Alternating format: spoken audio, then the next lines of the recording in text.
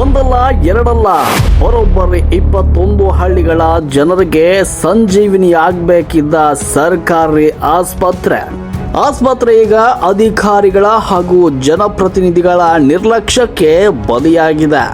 ಹೌದು, ಗದಗ ಜಿಲ್ಲೆಯ ಹೊಳೆಆಲೂರು ಸರ್ಕಾರಿ ಪ್ರಾಥಮಿಕ ಆರೋಗ್ಯ ಕೇಂದ್ರ ಹಾಗೂ ಸಮುದಾಯ ಆರೋಗ್ಯ ಭವನದ ಅವ್ಯವಸ್ಥೆ ಈಗ ಸಾರ್ವಜನಿಕರ ಆಕ್ರೋಶಕ್ಕೆ ಕಾರಣವಾಗಿದೆ.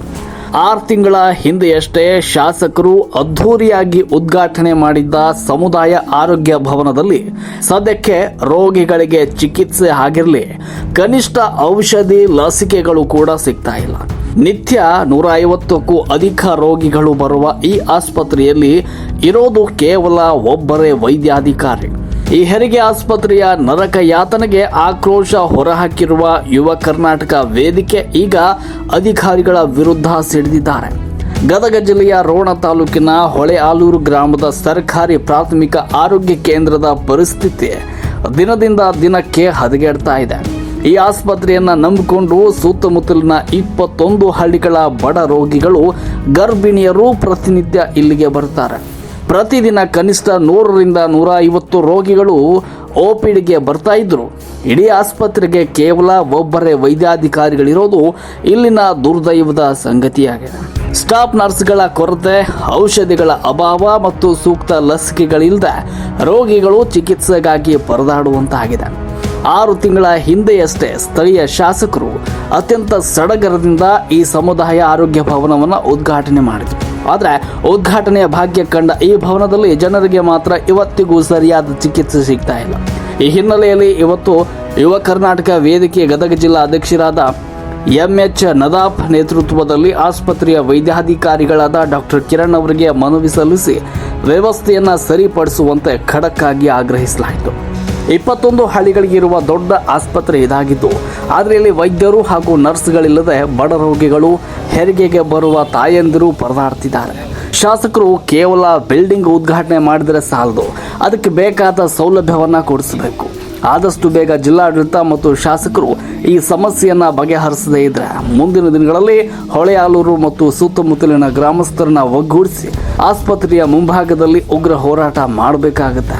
ಈ ಮನವಿ ಸಲ್ಲಿಕೆಯ ಸಂದರ್ಭದಲ್ಲಿ ಯುವ ಕರ್ನಾಟಕ ವೇದಿಕೆ ಜಿಲ್ಲಾ ಉಪಾಧ್ಯಕ್ಷ ಬಸವರಾಜ್ ಹಾದಿಮನಿ, ಮುಖಂಡರಾದ ನಿಂಗಪ್ಪ ಹಾದಿಮನಿ, ಮಾರುತಿ ಮಾಡಸೊಪ್ಪಿ, ಶರೀಫ್ ನದಾಫ್, ರಾಜು ಹೊಂಬಾಳ್, ಬಾಬು ಕಾತರ್ಕಿ, ನೈಮ್ ನದಾಫ್, ನಿಯಾಜ್ ಮುಲ್ಲಾ, ಹನುಮಂತ ಗಾಡ್ಗೋಳಿ, ಅಶೋಕ್ ಮುಂದಿನಮನಿ ಸೇರಿದಂತೆ ಸುತ್ತಮುತ್ತಲಿನ 100 ಗ್ರಾಮಸ್ಥರು ಭಾಗವಹಿಸಿ ಆಕ್ರೋಶ ವ್ಯಕ್ತಪಡಿಸಿದರು. ಸ್ಥಳದಲ್ಲಿ ಪೊಲೀಸ್ ಕಾನ್ಸ್ಟೇಬಲ್ ಮಂಜುನಾಥ್ ಉಪಸ್ಥಿತರಿದ್ದರು.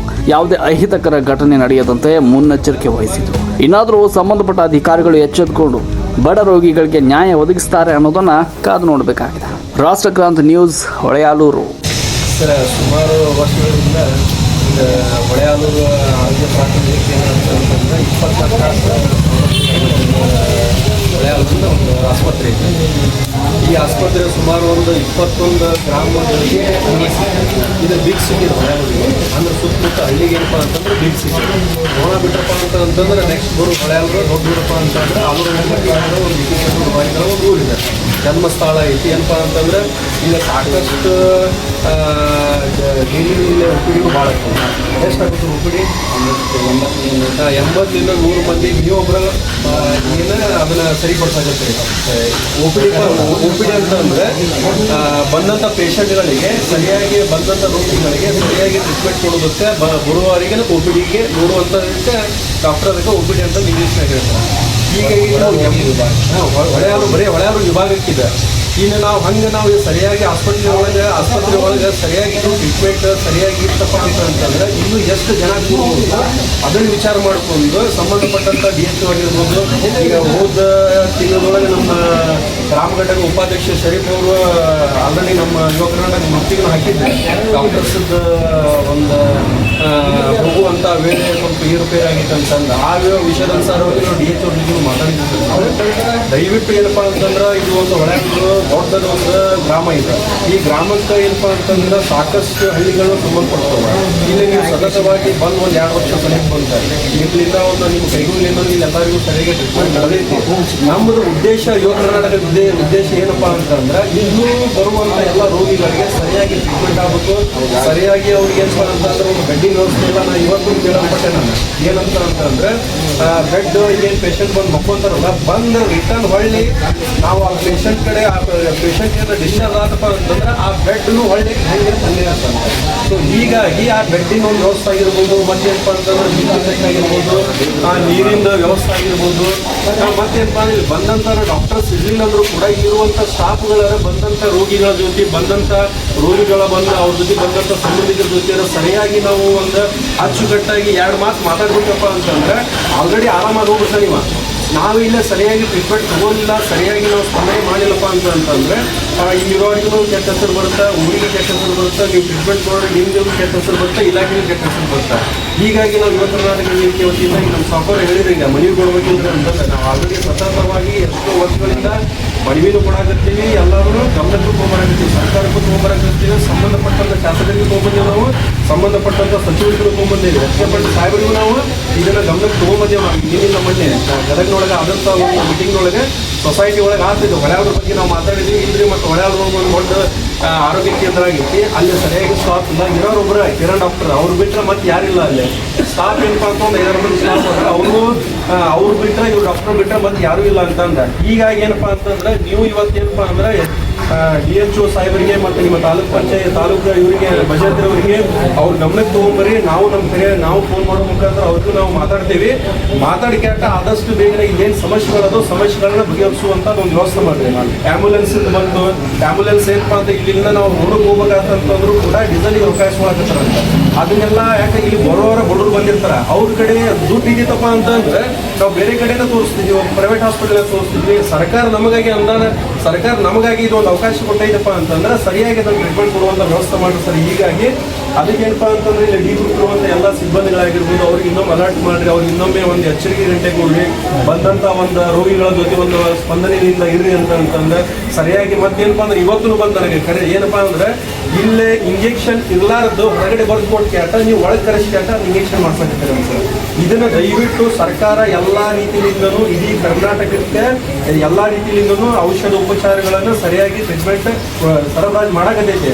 ಅದನ್ನೇನಪ್ಪ ಅಂತಂದ್ರೆ ಇಲ್ಲಿ ಯಾರು ಇಮಿಡಿಯೇಟ್ಲಿ ಇವತ್ತು ಆಗಕತ್ತೈತಪ್ಪ ಅಂತಂದ್ರೆ ಬಿಫೋರ್ 2 ದಿವಸ ಮೊದಲು ನೀವು ಸಂಬಂಧಪಟ್ಟಂಥ ಇಲಾಖೆದಾರಿಗೆ ಸಂಬಂಧಪಟ್ಟಂಥ ನೀವು ತಿಳಿಸ್ಕಾಟ ಆ ಒಂದು ವ್ಯವಸ್ಥೆಗಳನ್ನು ನೀವು ದುರಸ್ತಿ ಮಾಡ್ಕೊಂಡ್ಬಿಟ್ರಪ್ಪ ಅಂತಂದ್ರೆ ಯಾರಿಗೂ ನೀವು ಸಮಸ್ಯೆ ಆಗೋದಿಲ್ಲ ಅನ್ನೋದು ನಾವು ಒಂದು ಈ ಮೂಲಕ ನಾವು ತಿಳಿಸಾಕತ್ತೀವಿ. ಇದು ಆದಷ್ಟು ಬೇಗನೆ ಈ ಒಂದು ಈ ಅವ್ಯವಸ್ಥೆ ಐತಲ್ಲ ಇದು ಕ್ಲಿಯರ್ ಆಗ್ಬೇಕು ಅನ್ನೋದು ಒಂದು ನಮ್ದು ಆಶೆ ಐತಿ. ಈ ಒಂದು ನೀವೇನಾರ ನಮ್ಮ ಒಂದು ಯುವ ಕರ್ನಾಟಕ ವೇದಿಕೆ ವತಿಯಿಂದ ಆಗಿರ್ಬೋದು ಹೊಳೆಯಾದ್ರನ್ನ ಸುತ್ತಮುತ್ತ ಗಿಡಾಡ್ಕೊಂಡಾರ ಎಲ್ಲರೂ ನಾವು ಅವ್ರ ಪರವಾಗಿ ನಾವು ಕೇಳಾಕತ್ತೀವಿ. ನಮ್ಮ ಆದಷ್ಟು ಬೇಗನೆ ಇದಕ್ಕೆಲ್ಲರಿಗೂ ಪರಿಹಾರ ಆಗಿಲ್ಲಪ್ಪ ಅಂತಂದ್ರೆ ಮುಂದೊಂದು ದಿವಸ ಸರ್ಕಾರಿ ಹಾಸ್ಪಿಟಲ್ ಮುಂಭಾಗದಲ್ಲಿ ಎಲ್ಲ ಸುತ್ತಮುತ್ತ ಗ್ರಾಮಸ್ಥರನ್ನು ತೆಗೆದುಕೊಂಡು ಒಂದು ಉಗ್ರವಾದ ಹೋರಾಟ ಮಾಡುವ ಮುಖಾಂತರ ನಾವು ಒಂದು ಎಚ್ಚರಿಕೆ ಗಂಟೆ ಕೊಡ್ತೀವಂತ ಈ ಮೂಲಕ ನಾನು ಹೇಳಕ್ಕೆ ಇಷ್ಟಪಡ್ತೀನಿ. ಅದಕ್ಕೆ ಸಂಬಂಧಪಟ್ಟಂಥ ಮಾನ್ಯ CG ಪಾಟೀಲ್ ಸಾಹೇಬರಾಗಿರ್ಬೋದು, ಮತ್ತು ಸಂಬಂಧಪಟ್ಟಂಥ HK ಪಾಟೀಲ್ ಸಾಹೇಬರಾಗಿರ್ಬೋದು, ಬರೀ ಹೊಳೆಯಾದಷ್ಟು ನೋಡುವಂಥದ್ದು ಸೀಮಿತ ಇಲ್ಲ. ತಮ್ಮ ಭಾಗದಲ್ಲಿ ಬರುವಂಥ ಸಮುದಾಯ ಯಾವ್ಯಾವುದಪ್ಪ ಇದಪ್ಪ ಅಂತಂದ್ರೆ ಆರೋಗ್ಯ ಸಮುದಾಯ ಯಾವ್ಯಾವುದವು ಎಲ್ಲ ಕಡೆನೂ ಒಂದಿಷ್ಟು ಲಕ್ಷ್ಯ ಕೊಟ್ಟಿಗೆ ಅಲ್ಲಿ ಸಾಧಕ ಬಾಧಕ ಒಂದು ವಿಷಯದಂತರವಾಗಿ ನಾವು ನೋಡಿವಪ್ಪ ಅಂತಂದ್ರೆ ನಮ್ಮ ವಿಧಾನಸೌಧ ಆಗಿರ್ಬೋದು, ಲೋಕಸಭಾ ಆಗಿರ್ಬೋದು, ನಮ್ಮ ಜಿಲ್ಲೆ ಆಗಿರ್ಬೋದು, ನಮ್ಮ ಗ್ರಾಮ ಆಗಿರ್ಬೋದು, ತಾಲೂಕು ಆಗಿರ್ಬೋದು, ಎಲ್ಲರಿಗೂ ಒಂದು ಬಂದಂಥ ರೋಗಿಗಳಿಗೆ ಒಂದು ಅನುಕೂಲ ಆಗುತ್ತೆ ಅಂತಂದು ಈ ಮೂಲಕ ನಾನು ನಿಮ್ಗೆ ಮನವಿ ಮಾಡ್ಕೊಳಕತ್ತೀವಿ. ಆದಷ್ಟು ಬೇಗನೆ ಇದು ಒಂದು ಪರಿಹಾರಕ್ಕೆ ಒಂದು ದಾರಿ ಮಾಡಿಕೆ ಅನುಕೂಲತೆ ಮಾಡಿಕೊಡ್ಬೇಕು ಅಂತ ಈ ಮೂಲಕ ನಾನು ತಿಳಿಸ್ಕೊಡ್ತೇನೆ. ಅದಕ್ಕೆ ತಾವು ಒಂದು ತಮ್ಮದು ಒಂದು ಅಭಿಪ್ರಾಯ ಹೇಳಿ ಸರ್. ಇಲ್ಲ, ತಾವು ಹೇಳಿದಂಗೆ ಈಗ ಒಂದು ಇಂಜೆಕ್ಷನ್ ಇದೆ ಹೇಳಿದಲ್ಲ, ಬರೀ ಸ್ಟೇಟ್ ಲೆವೆಲಿಂದ ಒಂದು ಇಂಡೆಂಟ್ ಹಾಕಿ ಪರ್ಚೇಸ್ ಮಾಡಿ ಕೊಡತ್ತಾ ಇದ್ದೆ. ಆಲ್ರೆಡಿ ಪ್ರೊಸೆಸ್ ರನ್ನಿಂಗ್ ಅಲ್ಲ, ಒಂದು ಇನ್ನೊಂದು ತಿಂಗಳೊಳಗೆ ಅದು ಸ್ಟೇಟ್ ಬಜೆಟ್ ಏನು ಬರ್ತೈತಿ. ಅಲ್ಲಿವರೆಗೆ ನಮ್ಗೆ ಎಮರ್ಜೆನ್ಸಿ ಡ್ರಗ್ಸ್ ಏನು ಬೇಕಾಗಿತ್ತು ಅದು ನಾವು ಆಲ್ರೆಡಿ ನಮ್ಮ ಸ್ಟೇಟ್ ಸಾಹೇಬರ್ದು ಅಡ್ಮಿನಿಸ್ಟ್ರೇಷನ್ ಅವರಾದ್ರು ಅವ್ರಿಗೆ ಹೇಳಿ ಎಲ್ಲ ಇಂಜೆಕ್ಷನ್ ತರಿಸಾರೆ. ಈಗ ನಮ್ಮ ರೋಗಿಗಳಿಗೆ ಕೊಡಾಕ್ತೀವಿ ಯಾವ ಆಗದೆ ಅದ್ರ ಜೊತೆಗೆ ಒಂದು ನಮ್ಮ ಸ್ಟಾಫ್ಗೂ ಆಲ್ರೆಡಿ ಒಂದು ನೋಟಿಸ್ ಕರೆಕ್ಟಾಗಿ ಬರ್ಬೋದು. ಎಲ್ಲ ಒಂದು ರೋಗಿಗಳ ಜೊತೆ ಕರೆಕ್ಟಾಗಿ ಚೆನ್ನಾಗಿ ಸ್ಪಂದಿಸಬೇಕು. ಅವ್ರಿಗೇನೋ ತೊಂದರೆ ಕೇಳಿ ಅದೊಂದು ಕರೆಕ್ಟಾಗಿ ಅದಕ್ಕೆ ಸ್ಪಂದಿಸಬೇಕಂತ ಹೇಳಿ ಆಲ್ರೆಡಿ ಇನ್ನೂ ಒಂದ್ಸಲಿ ನಾವು ಎಲ್ಲರಿಗೂ ಮೀಟಿಂಗ್ ಕರೆದು ಇನ್ನೂ ಒಂದ್ಸಲಿ ಹೇಳ್ತೇವೆ ನಾವು. ಈಗ ನಮ್ಮೊಂದು ಈ ಬಡ ರೋಗಿಗಳು ಬರ್ತಾರೆ, ಸೊ ಅವರಿಗೆ ಕರೆಕ್ಟಾಗಿ ಸ್ಪಂದಿಸಬೇಕು. ಎಲ್ಲ ಒಂದು ಅವ್ರು ಏನು ತ್ರಾಸ ಐತಿ ಅದನ್ನು ಕರೆಕ್ಟಾಗಿ ಕೇಳಿ ಅವರಿಗೆ ಭಾಳ ತಂದು ಕುಂದಿಸೋದಾಗಲಿ ಆ ಥರ ಮಾಡಬಾರ್ದು. ಕರೆಕ್ಟಾಗಿ ಅವ್ರಿಗೆ ಏನು ರೆಸ್ಪಾನ್ಸ್ ಮಾಡಬೇಕು ಮಾಡಿ. ಆಮೇಲೆ ನೀರಿನ ಒಂದು ಹೇಳಿದ್ರು, ನೀರಿನ ವ್ಯವಸ್ಥೆನೂ ಡೈಲಿ ಕುಡಿಯೋ ನೀರಿನ ವ್ಯವಸ್ಥೆ ಆಲ್ರೆಡಿ ಇರ್ತೈತೆ ಈಗ. ಅದು ರೆಗ್ಯುಲರಾಗಿ ಇರೋ ಥರ ನಾನು ವ್ಯವಸ್ಥೆ ಮಾಡ್ತೀನಿ. ಆಮೇಲೆ ನಮ್ಮ ಒಂದು ಸಾಹೇಬರು TH ಸಾಹೇಬರು ಮತ್ತು TH ಸಾಹೇಬ್ರಿಗೆ ಒಂದು ಮನವಿನ ನಾನು ಈಗೇನು ಅನಾನುಕೂಲ ಹೇಳಿರಲ್ಲ, ಸೊ ಅದೆಲ್ಲ ಬೇಗನೆ ಅದು ಸಾಹೇಬರು ಅದು ಜನರಿಗೆ ಅನುಕೂಲ ಆಗೋ ಥರ ನಾವು ಮಾಡ್ತೀವಿ. ಆಮೇಲೆ ಸರ್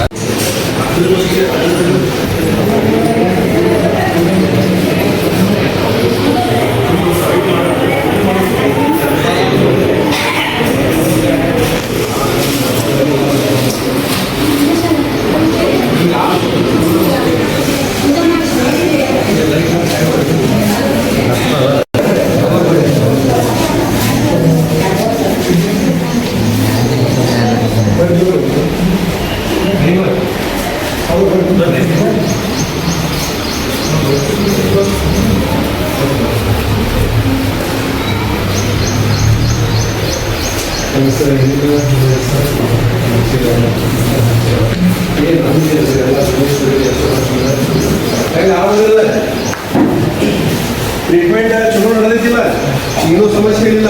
ಗುಳಿಗೆ ಇಂಜೆಕ್ಷನ್ ಎಲ್ಲ ಸ್ಟಾಫ್ ಎಲ್ಲ ನಿಮ್ಮ ಜೊತೆ ಸರಿಯಾಗಿ ಸ್ಪಂದನೆ ಮಾಡಕತ್ತಾರ ಇಲ್ಲ.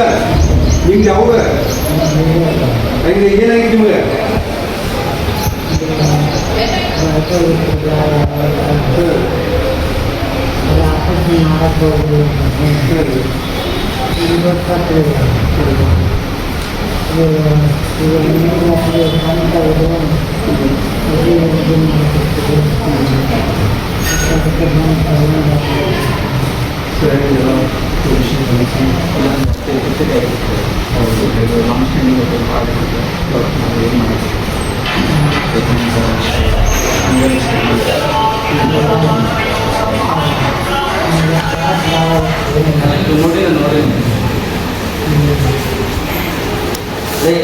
ಎಲ್ಲರಿಗೆ ಹಾಕೊಳ್ಳೋದು ತಂಬಾಕ ಚಹಾ ಕಡಿಮೆ ಮಾಡ್ಬೇಕು.